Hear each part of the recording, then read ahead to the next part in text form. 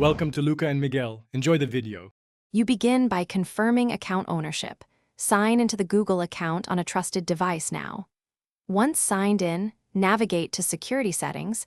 This is where Google stores the security code options. Make sure you have any linked phone numbers and backup codes accessible, and have the Authenticator app on your phone. If you used a recovery email, open that too. These steps let you request or view the security code method, so you can proceed to generate or recover the code.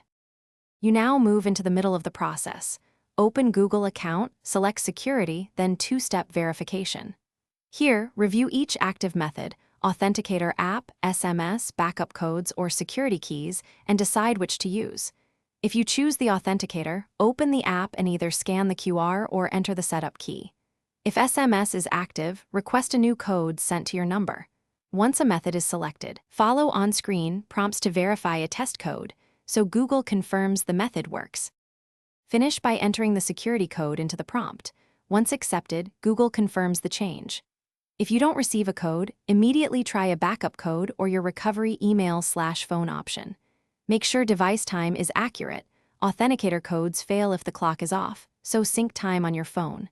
If problems persist, try a different trusted device or clear browser cache, and then request account recovery as a last resort. This completes the process and should restore secure access quickly. Thanks for watching and please subscribe. It's the best investment you'll ever make.